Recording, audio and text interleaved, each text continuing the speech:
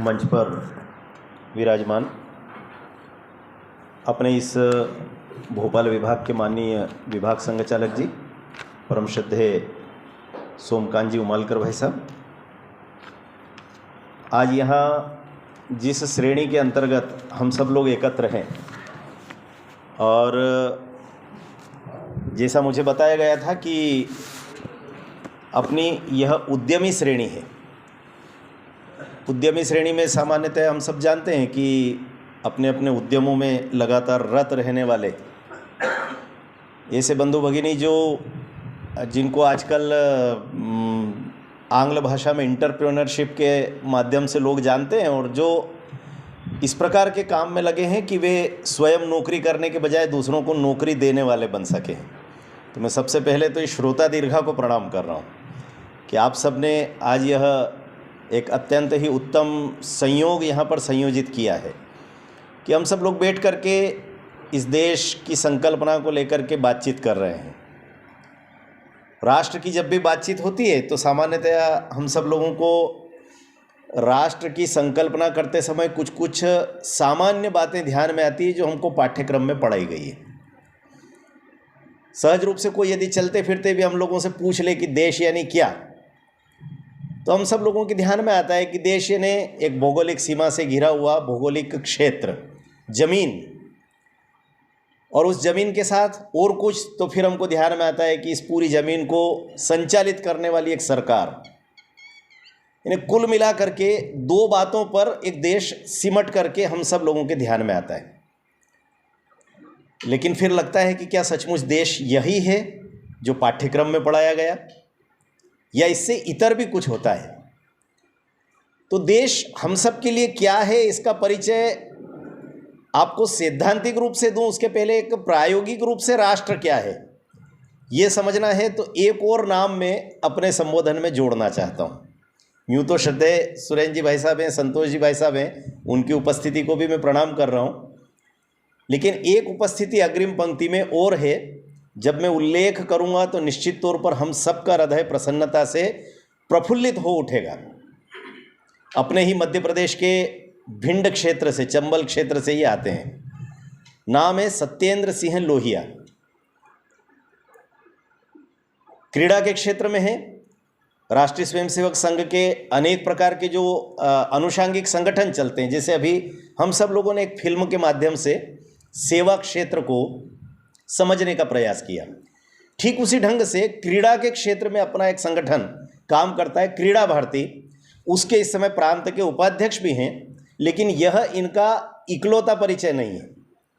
बहुत ज़्यादा विस्तार में नहीं जाता, लेकिन इतना परिचय जरूर देना चाहूँगा कि जबकि हम स्वस्थ शरीर, हालांकि यह कोई बहुत अनिवार्य तत्व ऐसा नहीं है, शरीर की कुछ कमियां कई बार व्यक्ति को मानसिक रूप से तोड़ देती है।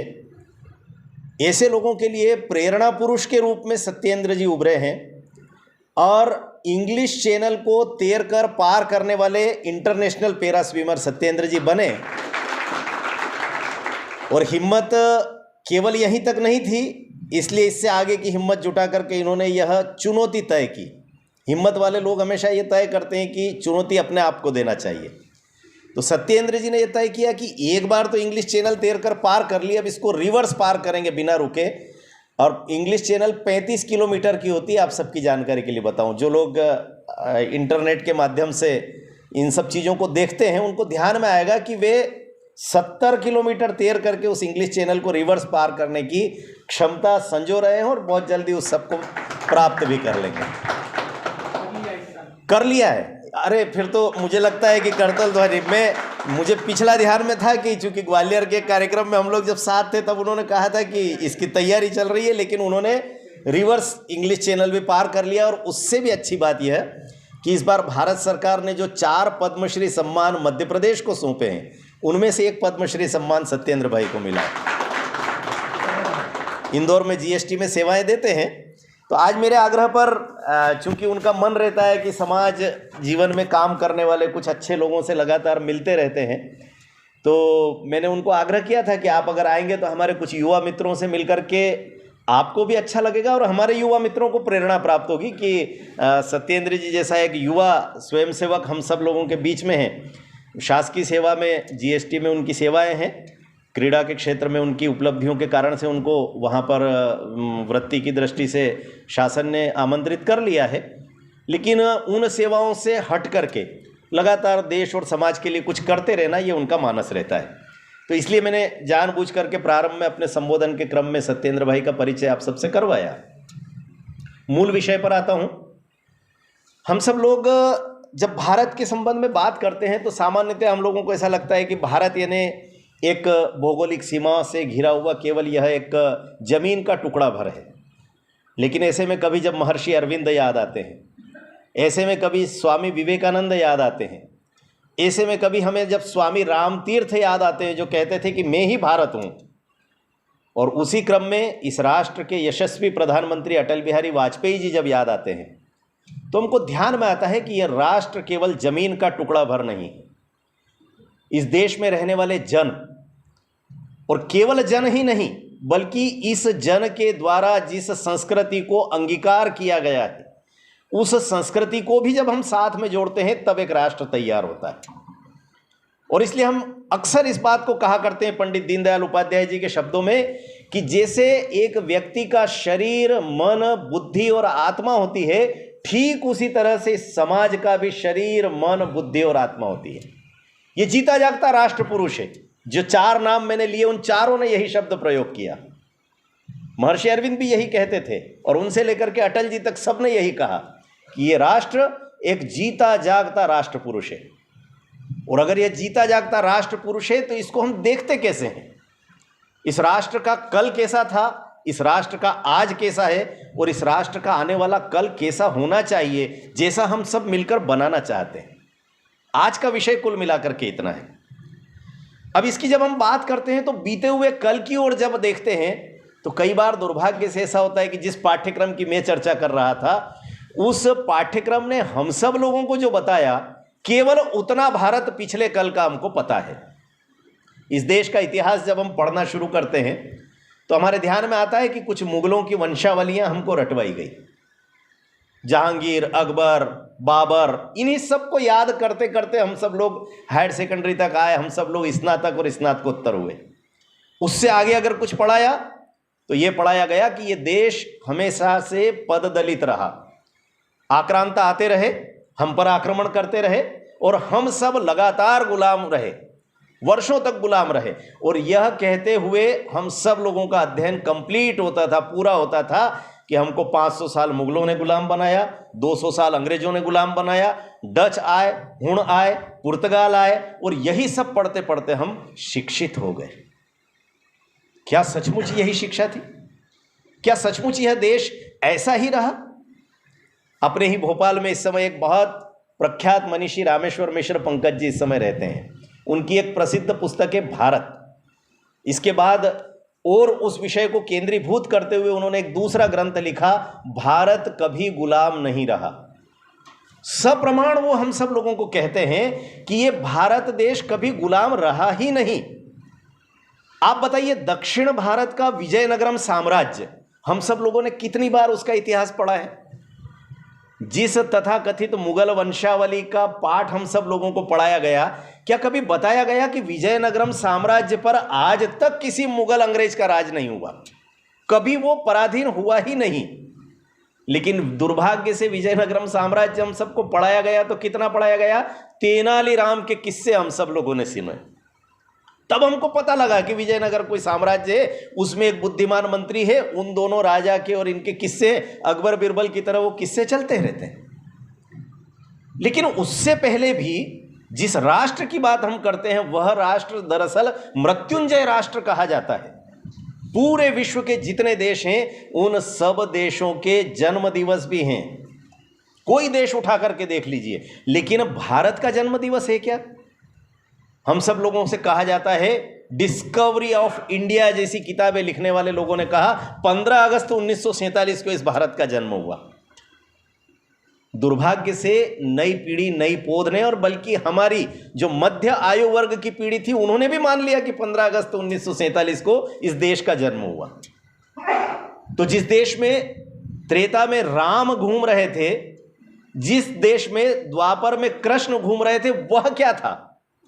यदि 15 अगस्त 1947 को भारत का जन्म हुआ तो इस देश में सुश्रुत, चरक, कणाद, वराहमिहिर, नागार्जुन, और जिनके नाम में ले रहा हूं ये सब वो लोग नहीं थे जो मंत्र बोल करके केवल हवन करवा रहे थे। इस देश का प्रत्येक ऋषि का आश्रम अपने आप में एक चलता फिरता विश्वविद्यालय हुआ करता था जहां पर रिसर्च होते थे। आज पश्चिम जगत के संपूर्ण विज्ञान को आप अगर कसौटी पर कसेंगे तो पूरे पश्चिम के विज्ञान क्षेत्र ने एक भी आविष्कार ऐसा नहीं दिया है जो भारत की ऋषि परंपरा के लोगों ने आज से 1000 और 500 और 1500 साल पहले नहीं कर लिया हो। एक भी आविष्कार। आप कहेंगे कि ये कंप्यूटर तो उस जमाने में था ही नहीं, लेकिन गणक और संगणक के माध्यम से त्वरित रूप से गणना करने के यंत्र भी उस जमाने में होते थे, और उससे भी बढ़कर ऐसे मस्तिष्क उस जमाने में तैयार किए जाते थे जो आज के कंप्यूटर को भी धता बताते हैं। हमको कई बार ऐसा लगता है कि बाद के युग में कई प्रयोग ऐसे हुए, कई वैज्ञानिक ऐसे आए, लेकिन मैं आपको बताऊं कि हम आइंस्टीन का नाम बड़ी श्रद्धा से लेते हैं पश्चिम जगत के विज्ञान का। मैं भारत के पिछले कल की बात कर रहा हूं।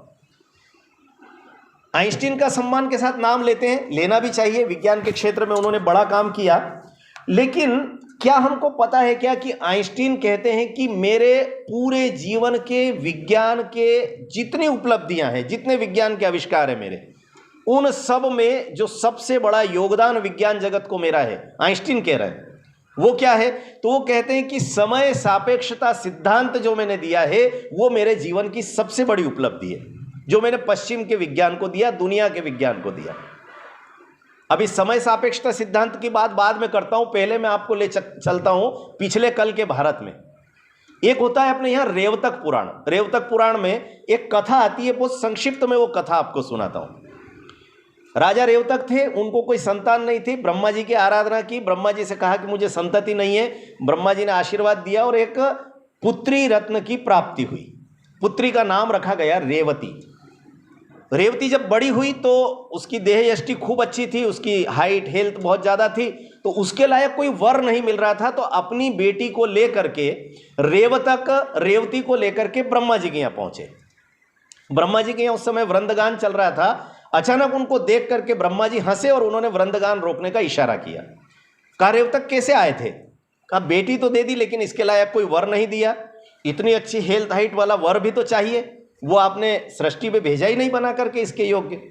तो कहा कि अरे कोई दिक्कत नहीं है, अभी तुम जब जाओगे पृथ्वी पर तो इस समय वहाँ पर गोकुल में कृष्ण और बलराम नाम के 2 भ्राता जन्म ले चुके हैं। तो जा करके जो बड़े भ्राता हैं बलराम, उनसे अपनी बेटी का विवाह कर देना, वो इसके योग्य है, मैं धरती पर उनको भेज चुका हूँ। तो प्रभु आप हंसे क्यों? कहा तुमने वृंदगान समाप्त होने की जो प्रतीक्षा की, उतने से समय में पृथ्वी पर 43 चतुर्युगी बीत चुकी है। कहा ये क्या हुआ? ये चतुर्युगी क्या होती है? तो ब्रह्मा जी ने कहा इसको जाकर के पृथ्वी पर जाकर के समझना, अन्यथा समय और ज्यादा व्यतीत हो जाएगा। एक चतुर्युगी दरअसल कैसी होती है कि एक युग के जितने वर्ष होते हैं, अगला युग उससे दुगने वर्ष की उम्र का होता है। जैसे कलयुग, ये तो हम सबको पता है ना कि कलयुग, द्वापर, त्रेता, सतयुग, 4 युग होते हैं। तो एक युग अगर 32 लाख वर्ष का है तो दूसरा युग 64 लाख वर्ष का हो जाता है। तीसरा युग उससे दुगना 1,28,000 उसका दुगना होता है, और फिर उससे दुगना। इन चारों युगों के वर्षों को अगर आप जोड़ लें तो एक चतुर्युगी होती है। तो ये जो वृंदगान समाप्त होने की प्रतीक्षा की, इस बीच में 43 चतुर्युगी बीत गई पृथ्वी पर।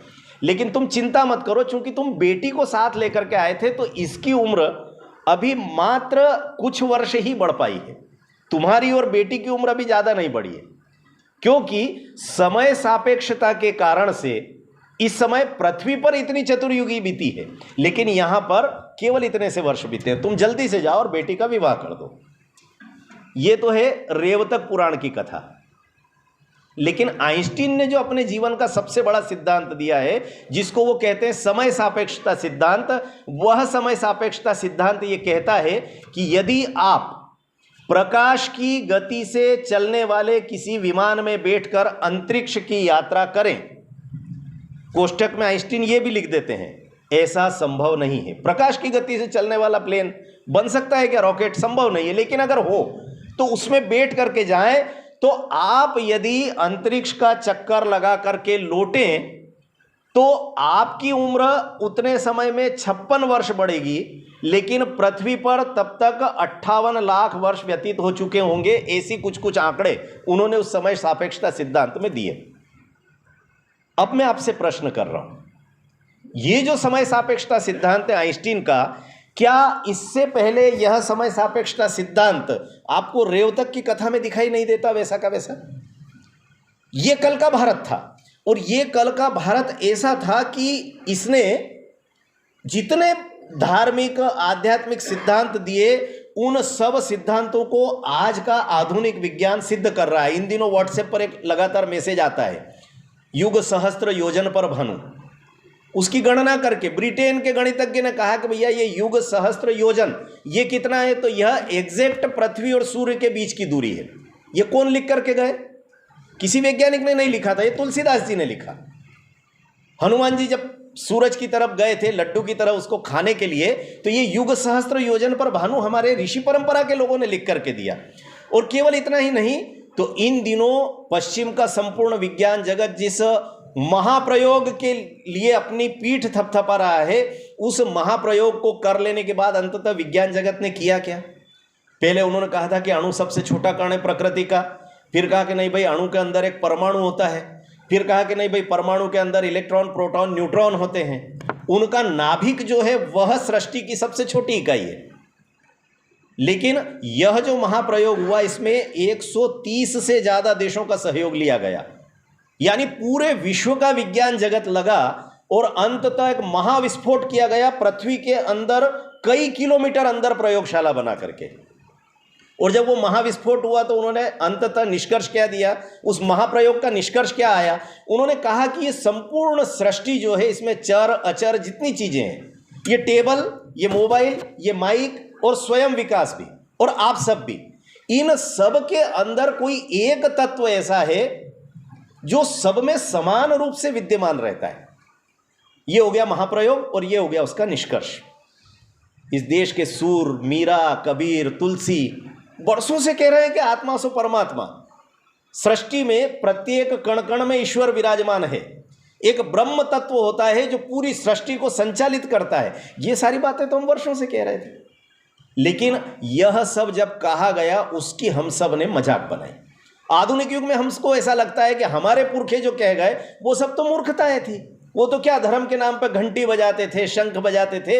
इसलिए हम सब लोगों ने क्या किया कि पिछले कल के उस बड़े विशाल भारत को हमने बहुत छोटा करके आकलित करना प्रारंभ कर दिया।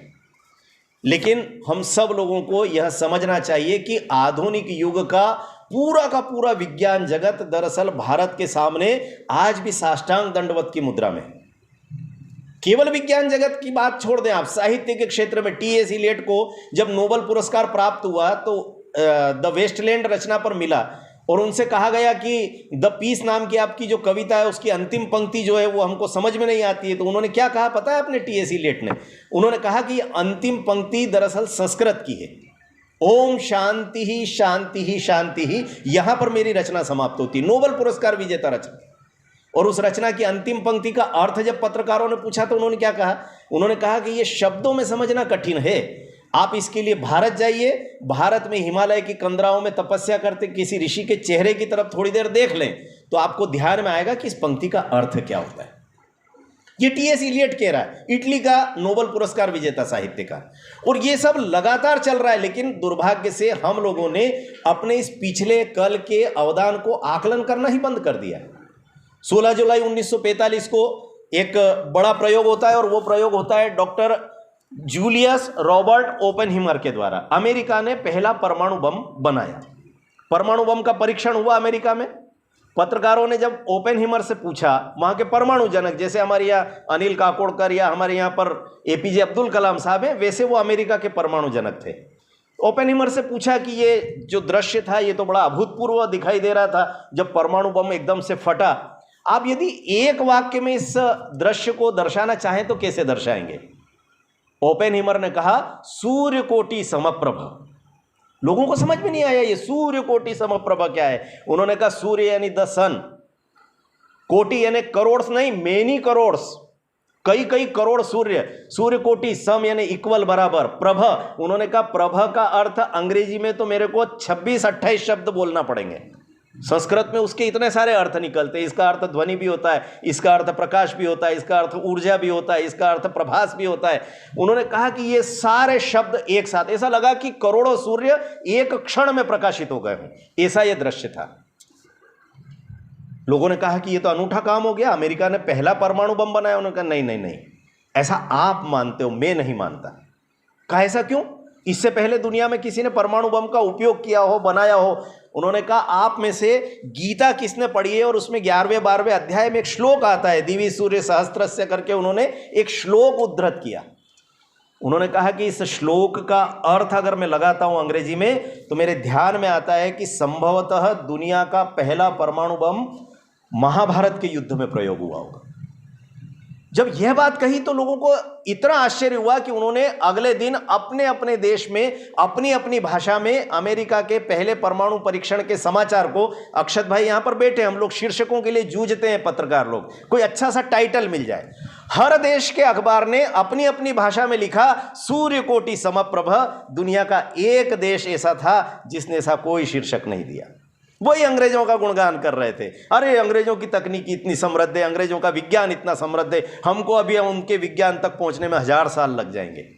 कौन सा देश था बताने की आवश्यकता नहीं, उसी का सुधार करने के लिए हम सब लोग यहां पर बैठे हैं। चिंतन करना है कि आखिरकार यह आत्मसम्मानहीन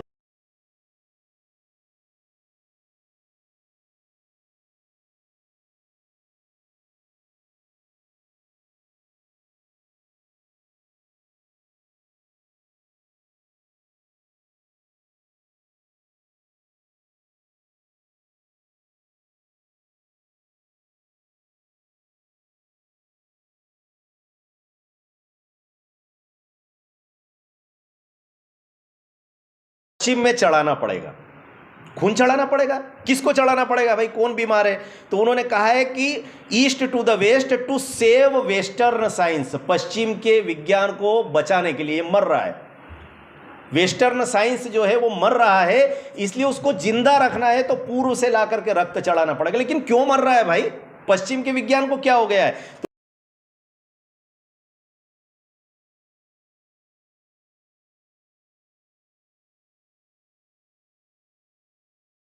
से मर रहा है, और ये खून कहां से ला करके चढ़ाना पड़ेगा?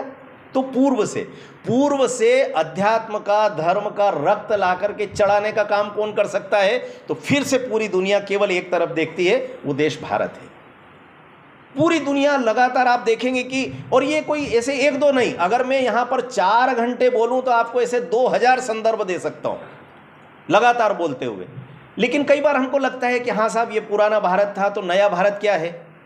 कई बार ऐसा लगता है ना कि हम जब पुराने भारत की बात करते हैं तो आर्यभट्ट की बात करते हैं, वराहमिहिर की करते हैं, नागार्जुन की करते हैं, कणाद की बात करते हैं। कणाद ऋषि ने सबसे पहले अणु सिद्धांत दिया था, किसी न्यूटन का नहीं है। और न्यूटन के तीनों सिद्धांत हमारे संस्कृत ग्रंथों में न्यूटन के जन्म से नहीं बल्कि न्यूटन के दादा जब पैदा नहीं हुए थे तब से लिखे हुए हैं। तीनों के तीनों न्यूटन के सिद्धांत, वही क्रिया की प्रतिक्रिया और ये वो सब सारी चीजें लिखी हुई है। तो न्यूटन का first law, second law, third law, ये हमारे यहाँ के स्मृतियों में, दर्शन में, पुराणों में भरे पड़े। बैटरी का आविष्कार कैसे हुआ, विद्युत का आविष्कार कैसे हुआ, वायुयान के आविष्कार कैसे हुए, ये सारे के सारे शास्त्र हमारे संस्कृत वाङ्मय में भरे पड़े थे। लेकिन हम लोगों को क्या लगता था कि भारत यानी क्या? तो भारत यानी भ्रष्ट देश, भारत यानी बलात्कारियों की संख्या जिसमें सबसे ज्यादा रहती है। भारत यानी क्या? तो पिछड़ा हुआ देश, जादूगरों का देश, सपेरों का देश। अंग्रेजों ने जितने विशेषण हम सबको दिए, हमने वो विशेषण रट लिए। लेकिन क्या सचमुच भारत वही है? अगर भारत सचमुच वही होता तो आज अमेरिका की संसद जब प्रारंभ होती है तो राजन जेड नाम के पुजारी को बुला करके वेदों के श्लोक क्यों पढ़वाए जाते हैं संसद शुरू करने से पहले?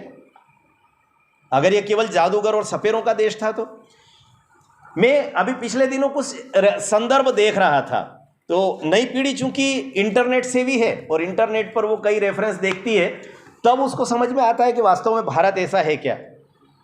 तो अभी पिछले दिनों पढ़ रहा था कि अर्जेंटीना के कृष्ण भक्त हैं, वो जब भी ट्रेन, बस, प्लेन से यात्रा करते हैं तो हमेशा अपने लिए 2 सीट आरक्षित करवाते हैं।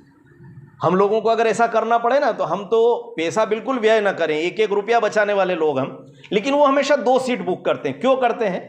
वो किसी भी माध्यम से यात्रा करें, एक सीट पर स्वयं बैठते हैं, दूसरी सीट पर उनके साथ एक नन्हे से गोपाल की मूर्ति रहती है, कृष्ण की मूर्ति रहती है, उसको बैठाते हैं। आप इंटरनेट पर कभी इमेज में जाकर के भी सर्च करेंगे तो आपको वो व्यक्ति मिल जाएंगे।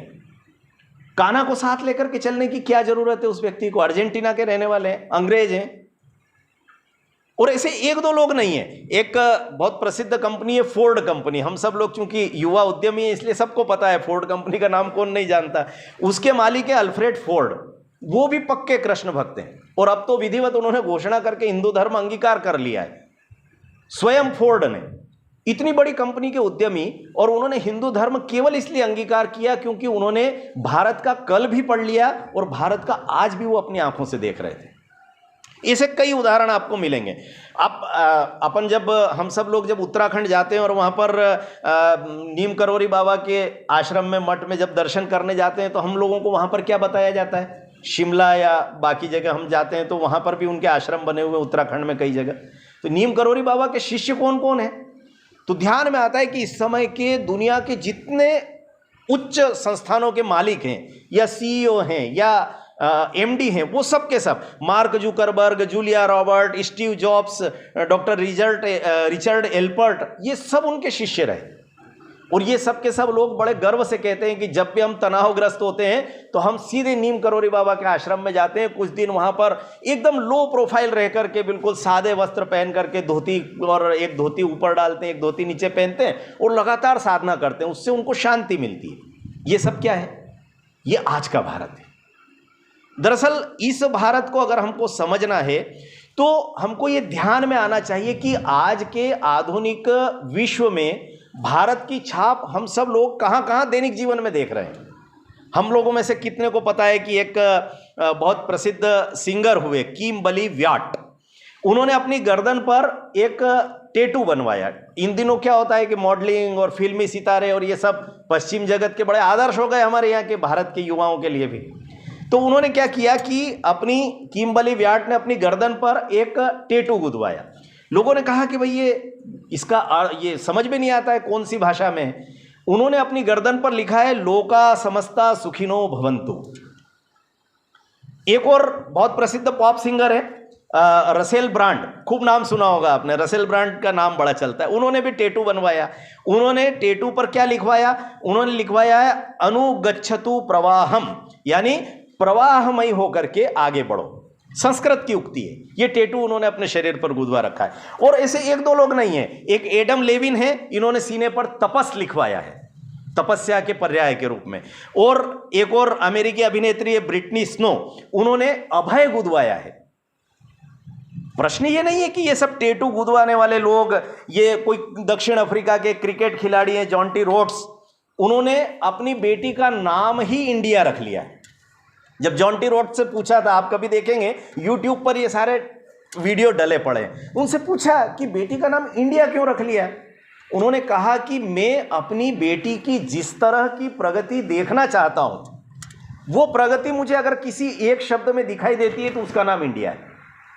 हालांकि ऐसा नहीं है कि इसके माध्यम से मैं ये कह रहा हूं कि हम अपने बच्चों के नाम इंडिया रखें, लेकिन अपने बेटों के नाम भारत रखने में तो कम से कम शर्म संकोच ना करें हम लोग। तो कहने का तात्पर्य कि ये सारी चीजें जो हमको दिखाई दे रही है, चाहे वह योग हो, चाहे वह आयुर्वेद हो, इन सारी चीजों के कारण से आज भारत संपूर्ण विश्व को दिशा देता हुआ दिखाई देता है। मैं कई बार कुछ प्रसंग जब पढ़ता हूं तो मुझे इतना गर्व का अनुभव होता है। आप सब लोग तो मुझसे ज़्यादा तकनीकी सेवी है, इसलिए कभी आप इन सब चीज़ों को पढ़ेंगे इंटरनेट पर तो आपको भी लगेगा कि सचमुच भारत के प्रति कितना श्रद्धा का भाव है। ब्रायन मुलरोनी का नाम तो हम सब लोगों ने सुना है। वो ब्रायन मुलरोनी अपने देश के प्रधानमंत्री थे और वहाँ पर राष्ट्राध्यक्ष होने के कारण से इतना अच्छा कार्यकाल रहा कि लोगों को लग रहा था कि अगला संसद का चुनाव ये लड़ेंगे तो 100% जीतेंगे, जैसे इस बार अपने यहाँ पर भी चल रहा है कि इस बार 400 पार, तो ठीक वैसा वातावरण वहाँ पर उनके देश में था का ये पक्का जीतेंगे और अगले प्रधानमंत्री भी यही बनेंगे। अचानक चुनाव के पहले उन्होंने घोषणा कर दी कि मैं चुनाव नहीं लड़ूंगा।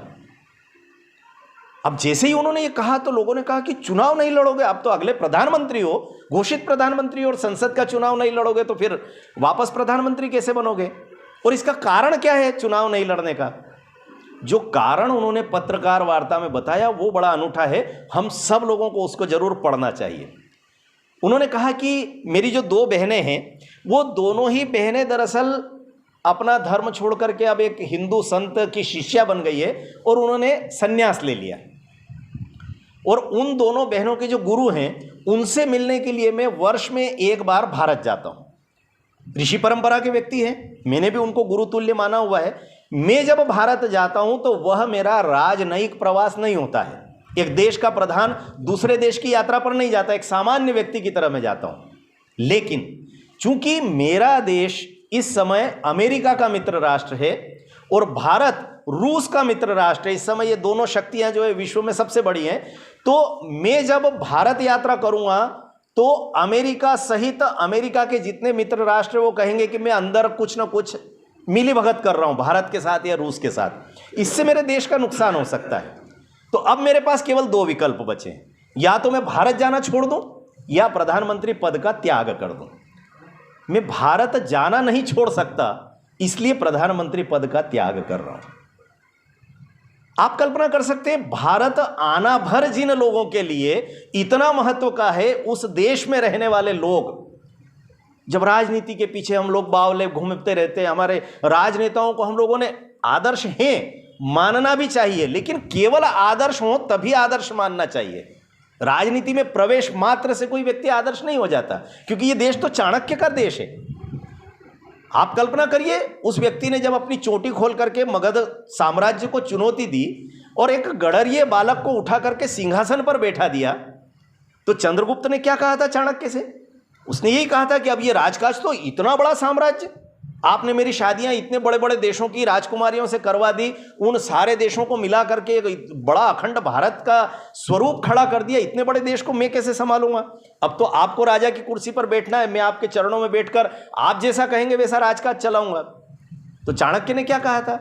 उन्होंने कहा था कि मैं भारत की ऋषि परंपरा का व्यक्ति हूं, मैं तुम जैसे चंद्रगुप्त गढ़ने के लिए यहां पर धरती पर आया हूं, मैं खुद राजा बनने के लिए नहीं आया, और इसलिए अब तुम्हारे राज्य में भी नहीं रहूंगा, एकदम सीमा पर जाकर के पर्णकुटी बना करके रहूंगा, और इस राष्ट्र की सीमा को कोई नजर उठा करके ना देखे उसकी तैयारी में लगातार करता रहूंगा। यह देश की परंपरा वो है। यह देश कल भी महान था, यह देश आज भी महान है, लेकिन कल कैसा होना चाहिए इसकी तैयारी करने के लिए हमको आज के इस भारत की इस छवि को भी समझना पड़ेगा। अन्यथा हम यही कहते रहेंगे कि भ्रष्टाचार में इतना सर्वोच्च स्थान पर है, छोटी छोटी बच्चियों के साथ कदाचरण करने में हम इस स्थान पर है। क्या ये भारत है? मैं कई बार साहस से उदाहरण देता हूं, और साहस से नहीं बल्कि गंभीरता से भी कहता हूं इस बात को, ये कोई मजाक का विषय नहीं, लेकिन इस देश में, इस देश की जो छवि तैयार की गई है वो कुछ लोगों से तैयार कर दी गई। हम लोगों को क्या लगता है कि हमारा देश इसी प्रकार का कदाचरण वाला देश है, भ्रष्ट देश है। ये संख्या कितनी है इस देश में? हमारे यहां पर अगर आप रिक्शा में बैग भूल जाएं तो रिक्शा वाला अगर चला भी गया है तो वो लौट करके आता है और आपका बैग वैसा का वैसा लौटाता है। कहीं सोने की चेन पड़ी हुई मिल जाए, कहीं अंगूठी पड़ी हुई मिल जाए तो घर में झाड़ू पोंछा लगाने वाली बहनें आकर के घर के मालिक और मालकिन को कहते हैं कि आपकी सोने की अंगूठी वहां पर गिरी हुई पड़ी थी। ये वो देश है। मुझे याद आता है कि पिछले कल की भी बात करते चले, आज की भी बात करते चले, तो एक प्रसंग आता है कि 2 पति पत्नी ब्राह्मण दंपत्ति थे गांव में। जब उनका लालन पालन का बड़ा कठिन दौर आया और ऐसा लगा कि अब तो खाने को अन्न नहीं है, तो सोचा कि गांव को छोड़ करके पलायन करना पड़ेगा। भूखों मरने की स्थिति में जब गांव छोड़ करके पति पत्नी पलायन कर रहे थे तो चलते चलते पति को एक स्थान पर सोने के कुछ आभूषण पड़े हुए दिखाई दिए। उसने जल्दी जल्दी पैर से और हाथ से उस पर मिट्टी डाली। पत्नी बहुत पीछे आ रही थी, उसने जल्दी जल्दी मिट्टी डाल करके उन सोने के आभूषणों को ढक दिया। और चलने लगा सीधा वापस। पीछे मुड़कर देख रहा था, पत्नी कुछ क्षण के लिए वहां पर ठिठकी और फिर आगे बढ़ गई। आगे आकर के उसने पति से कहा कि आप क्या कर रहे थे? का सच बताऊं तो मुझे तुम पर थोड़ा संशय था। बहनें जरा सोने के आभूषणों को लेकर के थोड़ा लालयित रहती हैं। तो कहा मेरे मन में तो लालच नहीं था, लेकिन मुझे ऐसा लग रहा था कि कहीं तुमने वो सोने के आभूषण देख लिए तो तुम उनको उठाने की जिद न कर बैठो, क्योंकि वो हमारे नहीं थे, इसलिए मैंने उनको तुम्हारी दृष्टि से छुपाने का उपक्रम किया। जानते हैं उस बहन ने क्या उत्तर दिया? उसने अपने पति से कहा कि स्वामी, आपको तो मैं अब तक बहुत विद्वान समझती थी, लेकिन आप भी ऐसे निकले, मिट्टी पर मिट्टी डाल रहे थे। ये वो भारत है जहां पर सोने के आभूषण यदि हमारे नहीं है तो उसको हम धूल के समान मानते हैं। जब आवे संतोष धन, सब धन धूरी समान। लेकिन उस भारत में आज के युग में क्या हम सब ने केवल कैरियर को, केवल पैसे को अपने जीवन का उद्देश्य बना लिया है? क्या सचमुच हम जानते हैं क्या कि हम उस भारत की धरोहर को संभालने वाले लोग हैं? क्या हमारा दायित्व केवल अपनी फैक्ट्री चलाना, अपना व्यवसाय चलाना और इन सब को चलाते हुए ही केवल अपना जीवन यापन करना है? मैं कई बार विद्यार्थियों के बीच में जाता हूं तो विद्यार्थियों से कहता हूं, हालांकि आप सबको ये सब बातें कहना नहीं चाहिए, लेकिन फिर भी कह रहा हूं क्योंकि हम सब उद्यमी हैं, इसलिए कहने की थोड़ा सा साहस जुटा रहा हूं। मैं विद्यार्थियों से कहता हूं कि कई बार इन दिनों युवाओं से, विशेष करके हमारी उम्र के जो बच्चे हैं, नई पीढ़ी के बच्चे हैं, उन सब के सामने जीवन जीने का उद्देश्य ही नहीं बचा। और इसके लिए मैं उनको कहता हूं कि 5W का एक टेस्ट करके देख लेना। आप 5 बार अपने आप से क्या क्या क्या प्रश्न करते जाइए। आप कहेंगे कि ये लिटमस टेस्ट कैसा है? तो आप किसी युवा विद्यार्थी को रोक लें, रास्ते में कहीं ट्रेन में यात्रा कर रहा हो, बस में यात्रा कर रहा हो, आप उससे पूछ कर देखिए क्या कर रहे हो? पहला, क्यों? पढ़ाई कर रहा हूं। अच्छा, पढ़ाई क्यों कर रहे हो? दूसरा W, पढ़ाई इसलिए कर रहा हूं कि बहुत अच्छी नौकरी करना है। अच्छा, बहुत अच्छी नौकरी या व्यवसाय, व्यापार क्यों करना है? सब बहुत सारा पैसा कमाना है। तीसरा क्यों पूछिए, बहुत सारा पैसा क्यों कमाना है? हो सकता है वो चिढ़ जाएगा, थोड़ा खींच भी आएगी, लेकिन फिर भी उत्तर देगा बड़े धैर्य के साथ, साहब गाड़ी खरीदना है, बंगला खरीदना है, 50,000 का लैपटॉप खरीदना है, 25,000 का मोबाइल खरीदना है। इस क्यों का उत्तर उसके पास है। आप कहें कि एक शब्द में समझाओ जरा, क्या करना चाहते हो? ये सब मुझे समझ नहीं आया। अरे साहब, जिंदगी में ऐश करना है। अच्छा, अब चौथा क्यों पूछिए, ऐश क्यों करना है? नहीं पता।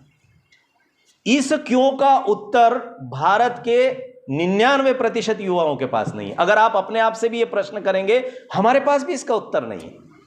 और मैं कई बार फिर बच्चों को बड़े हंसते हुए कहता हूं कि बेटा, कितना भी मनी कॉन्शियस हो लो, कितना भी कैरियर कॉन्शियस हो लो, यह सब जरूरी तो है, लेकिन इससे ज्यादा जरूरी यह है कि हमारे सामने अपने जीवन को जीने का उद्देश्य और लक्ष्य तो स्पष्ट हो।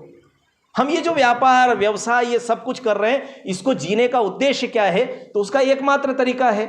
उसका तरीका यह है कि आप ऐश को एक तरफ रख दो, देश को सामने रख लो, जीवन का उद्देश्य स्पष्ट हो जाता है हमारे सामने।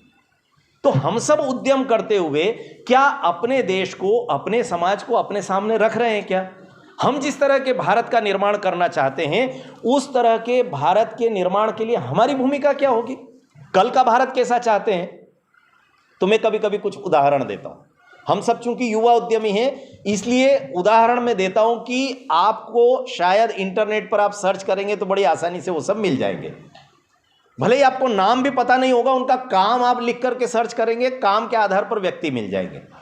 एक युवा है, IIM से गोल्ड मेडल किया। उस युवा का कुछ भी नाम हो, कोई फर्क नहीं पड़ता, लेकिन IIM से गोल्ड मेडल करने के बाद उसने किया क्या? तो कलकत्ता के एक रेलवे स्टेशन पर प्लेटफार्म के किनारे एक पटरी ऐसी है जिस पर अब गाड़ियां आती जाती नहीं है, घास वास उग गई है, और उस पर एक खराब मालगाड़ी के कुछ डब्बे पड़े हुए हैं। उस युवा ने क्या किया? उन डब्बों को साफ किया, रंग रोगन किया, उसमें रेलवे से अनुमति लेकर के लाइट कनेक्शन लिया, और ये जो ट्रेन में खाली प्लास्टिक की बोतलें और पॉलीथीन की थैलियां, अभी एक फिल्म हम लोग देख रहे थे ना, उसी पद्धति से वो जो बच्चे वहां पर ये सब बीनते हैं, बोतल और पन्नियाँ और प्लास्टिक का सामान, और उसको बेच करके कई बार नशे की गिरफ्त में आते हैं, कई तरह का नशा करते हैं। उन बच्चों को पढ़ाने का काम उस युवा ने शुरू किया, और पढ़ाते पढ़ाते आपको आश्चर्य होगा कि उन्हीं रेल के डब्बे के स्कूल में से डॉक्टर, इंजीनियर, सीए, पत्रकार सब तैयार कर दिए उसने। वर्षों से एक काम में लगा है। हैदराबाद का एक बच्चा है, युवा है, आईआईटी का गोल्ड मेडलिस्ट था, चाहता तो किसी बड़ी मल्टीनेशनल कंपनी में नौकरी मिल जाती, लेकिन किया क्या, उसके ध्यान में आया कि हैदराबाद शहर की सड़कों पर कुछ विक्षिप्त लोग घूमते रहते हैं, पागल जिनको हम कहते हैं, ऐसे विक्षिप्त लोग घूमते रहते हैं। और चूंकि उनको अपना ही भान नहीं, कई बार कपड़े भी नहीं होते हैं, नग्न घूमते हैं, तो कई बार घर की बहन बेटियां जब बाजार में निकलती हैं दर्शन करने के लिए, मंदिर जा रही हैं, कुछ है, तो उनको भी बड़ी खराब स्थिति का सामना करना पड़ता है। कई बार इन सबसे खतरा भी रहता है। उसने एक वैन तैयार की, उस वैन में एक डॉक्टर को ऑनरेरी साथ में जोड़ा, कुछ नर्सों को जोड़ा, कुछ कंपाउंडर को जोड़ा, कुछ मित्रों से कहा कि भाई हम सब लोग मिलकर के कुछ करना चाहते हैं। इन विक्षिप्तों को पहले जाकर के नहलाता था। एक केश कर्तन वाले बंधु को साथ में लिया, वो उसकी दाढ़ी वाड़ी बनाते थे, बड़े बड़े बाल हो रहे हैं तो उनको बनाना, कटिंग करना, फिर उसको नहलाना धुलाना, फिर अच्छे कपड़े, पुराने कपड़े समाज में से ला करके वो पहनाना। डॉक्टर इंजेक्शन देते थे, नर्सें दवाइयाँ देती थी, और देखते ही देखते हैदराबाद के पूरे शहर में जितने विक्षिप्त दिखाई देते थे वो 5% से भी कम संख्या हो गई। 100 से शुरू करें प्रतिशत में अगर, तो 5% से कम बचे। और उसने संकल्प लिया है कि मैं केवल हैदराबाद शहर को नहीं, अब धीरे धीरे इससे बाहर निकलूंगा, मेरे जैसे कुछ और मित्र जोड़ूंगा। आईआईटी का गोल्ड मेडलिस्ट था।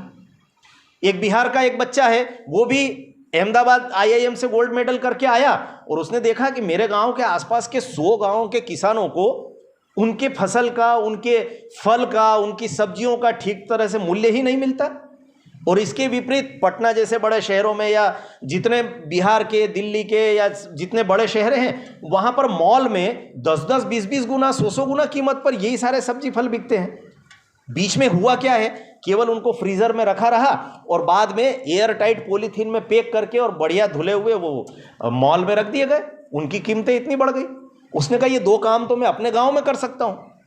उसने वहीं पर एक शीत गृह बड़ा बनाया, उसने वहीं पर एक पैकिंग की एक पूरी यूनिट तैयार की, उनको बढ़िया वॉश करता था, उनको बढ़िया प्लास्टिक में एयर टाइट पैकिंग करता था, और मॉल वालों से कहा कि जो कीमत में आप खरीदते हो एजेंट से, सीधे किसानों से खरीदो, ठीक उसी स्थिति में आपको सारे फल सब्जियां सब मिलेंगे।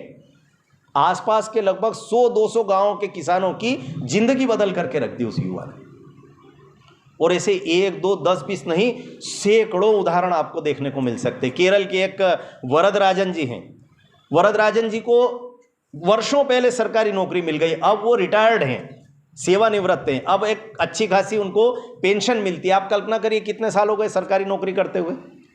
वरदराजन जी को लगा कि अगर केवल सरकारी नौकरी करके तनख्वाह लेना और रिटायर होकर के उसकी पेंशन से जीवन यापन करना और मर जाना, अगर यही जीवन है तो फिर ये जीवन किस काम का। 5 क्यों के उत्तर तो हर कोई ढूंढता है ना। उन्होंने भी ढूंढा। उन्होंने संकल्प लिया पहले दिन से, जिस दिन सरकारी नौकरी लगी, आज के बाद अपनी तनख्वाह का 1 रुपया भी अपने ऊपर खर्च नहीं करूंगा। अपने जीवन यापन के लिए थोड़ी सी ट्यूशन करूंगा, काम चल जाएगा, थोड़ा सा ही तो चाहिए। आजीवन अपनी पूरी तनख्वाह उन्होंने समाज पर खर्च की। कभी बच्चों के लिए गाड़ियां खरीद रहे हैं, कभी बच्चों के लिए किताबें खरीद रहे हैं, जिन बच्चों के पास फीस का पैसा नहीं उनकी फीस भर रहे हैं। और यही सब करते हुए पूरा जीवन लगा देने वाले व्यक्ति ने फिर यह संकल्प लिया कि अब रिटायरमेंट के बाद अपनी पेंशन का भी 1 पाई अपने निजी जीवन पर खर्च नहीं करूंगा। आज तक अपने पूरे जीवन का कोई पैसा उन्होंने खर्च नहीं किया। मित्रों, जिस कल के भारत को हम सब बनाना चाहते हैं, उस कल का निर्माण करने के लिए हम सब लोगों को इस तरह के जो प्रेरणा पुरुष हमारे आसपास घूम रहे हैं, उन सब से प्रेरणा लेना पड़ेगी। देश और समाज के लिए हम क्या कर सकते हैं, इस बात को जिस दिन हमने सोच लिया, हमको भारत का कल, पिछला, आज और आने वाला कल, ये सब कुछ दिखाई देने लगेगा। मैं आप सबसे आग्रह करता हूं कि आने वाले कल के निर्माण के लिए हम न तो सरकारों के भरोसे रहें, न राजनेताओं के भरोसे रहें, फिल्मी सितारों के भरोसे तो बिल्कुल रहने की आवश्यकता नहीं, क्योंकि वो एक नकली दुनिया है। ये जो जीते जागते हीरो हमारे आसपास घूम रहे हैं, मेरा आग्रह केवल इतना है कि इस तरह के अच्छे कामों को हम सब लोग प्रतिसाद देना प्रारंभ करें, एप्रिसिएट करना शुरू करें। सत्येंद्र भाई अकेले नहीं हैं, एक हीरो ये भी समाज के हैं, लेकिन इस तरह के हीरो जहां जहां अपने समाज में हमको दिखाई देते हैं, उन सब हीरो को एप्रिशिएट करना और शेष समाज को बताना कि देश और समाज के लिए जीना क्या होता है। और इसलिए कल के भारत के निर्माण के लिए एक सूत्र देते हुए अपनी बात को समाप्त करना चाहता हूं। चूंकि हम सब युवा उद्यमी हैं, अलग अलग तरह के प्रोफेशन में हम सब लोग हैं, और ईश्वर की कृपा से लक्ष्मी तो हम सब पर वरदहस्त लिए हुए है, इसलिए उस सब की चिंता नहीं। लेकिन आने वाली पीढ़ी को ये जरूर बताइए, अपने सहयोगियों को, अपने साथियों को, अपने फैक्ट्री के कर्मचारियों को बैठा करके यह जरूर बताइए कि आज जिस तरह की शिक्षा दीक्षा हम सब लोग ग्रहण कर रहे हैं, उसमें मनी कॉन्शियस और कैरियर कॉन्शियस होकर के काम करने की जरूरत नहीं। अगर देश के लिए, समाज के लिए काम नहीं किया तो हमारी कोई वैल्यू नहीं रहेगी। इसलिए उन सबको ये बताइएगा कि इस देश में किसी बड़े डॉक्टर ने जिसने खूब बड़ा व्यवसाय किया, बिजनेस किया, उसका फोटो हमने अपने घर की दीवारों पर नहीं टांगा, लेकिन एक डॉक्टर का फोटो हम सब अपने घरों में टांगते हैं, और उस डॉक्टर का नाम है डॉक्टर केशवराव बलिराम हेडगेवार। क्या किया? कलकत्ता के मेडिकल कॉलेज से पढ़ाई करने के बाद कहीं चिकित्सा की प्रैक्टिस नहीं की, कोई नर्सिंग होम नहीं खोला, कोई डॉक्टरी नहीं की।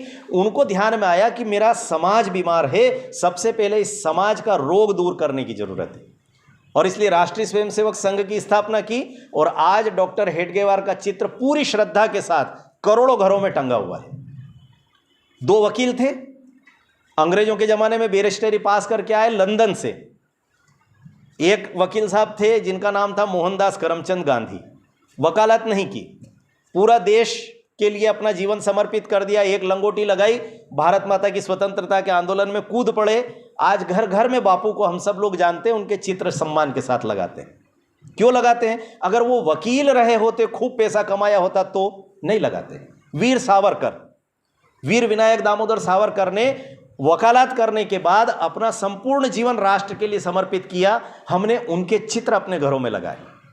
आईएएस आईपीएस किसी के फोटो आपके घरों में, हमारे घरों में नहीं टंगते, लेकिन दो आईसीएस उस जमाने में, अंग्रेजों के जमाने में, ये आईएएस आईपीएस की डिग्री जो है वो आईसीएस की डिग्री होती थी, वो परीक्षा पास होती थी। उस जमाने में आईसीएस की परीक्षा पास की, लेकिन अंग्रेजों के बहुत अच्छे ऑफर ठुकरा दिए।